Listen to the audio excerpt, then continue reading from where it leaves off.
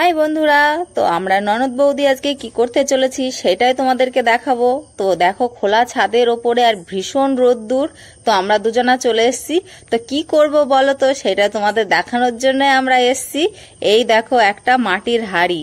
এই হাঁড়ি আর উনুনটা কেমন হয়েছে বলো। আমরা নিজে হাতে তৈরি করেছি উনুনটা, আর আগুনটা জ্বালিয়েও দিয়েছি। এই দেখো, এখন তেল দেয়া হবে। তো বলো, এই হাঁড়ির মধ্যে আমরা কি রান্না করব, এটা যদি তোমরা দেখতে চাও তাহলে কিন্তু পুরো ভিডিওটা তোমাদের দেখতে হবে, যে মাটির হাঁড়িতে ননদ বৌদি দুজনে মিলে কি করছে। তো এই যে শুরু হয়ে গেছে। তো প্রথমে হাতে ওটা বাটিতে কি, তো দেখো পেঁয়াজ। তো পেঁয়াজ দিয়ে আমরা কি করব, আর উনুনটা কি সুন্দর জ্বলছে দেখো।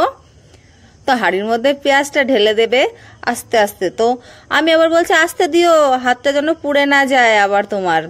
তো পেঁয়াজটা দেয়া হয়ে গেছে, আর পাশেই দাঁড়িয়ে আছে জামাইবাবু। ওনার তো সবসময় কোনো না কিছু টোন কাটা স্বভাবই, ওনার আর কোনোদিনও যাবে না। তো আমি চলে গেলাম আবার এই দেখো জ্বালানি আনতে। জ্বালানিগুলো কেটে রেখেছে, বলছে 1 মাস হয়ে যাবে ওই জ্বালানি। তো বলো তো তোমরা, ওই কটা জ্বালানি দুপুরে আমরা এখন রান্না করতে এসছি, এটাই হবে কিনা তার ঠিক নেই। আর এই যে হাঁড়ির মধ্যে কি দিচ্ছে, তো এই দেখো চিকেন হাড্ডি হচ্ছে মাটির হাঁড়িতে। তো আজকে দুপুরে তো আমাদের একদম খাওয়াটা তো একদম পুরো জমে যাবে। তো আমার ননদ সরে গেল, এবার আমি বসলাম রান্না করতে খুন্তি হাতে নিয়ে। তো দেখি আমরা দুজনে মিলেই কিন্তু একসঙ্গে রান্না করছি। তো এই দেখো, হাঁড়ির মধ্যে মাটির হাঁড়িতে রান্না হচ্ছে, তারপরে আবার ওপরেও রোদ্দুর, নিচেও উনুন জ্বলছে, প্রচুর রোদ্দুর দুপুর বেলা। তো রান্নাটা তো হচ্ছে, আর দেখো কি দারুণ ফুটছে। তো ভাবছি এত সুন্দর একটা সেন্ট বেরোচ্ছে, খেতে না কতই ভালো হবে। তা তোমরা পুরো কিন্তু দেখতে থেকো আমার ভিডিও কেমন হয়। তো এই দেখো শুরু হয়ে গেছে আমাদের দুজনার খুন্তি ঘোটা। তা একবার আমি খুন্তি ঘুরছি, আমি যে রেখে দিচ্ছি, তো আমার ননদিনী খুন্তি ঘুরছে।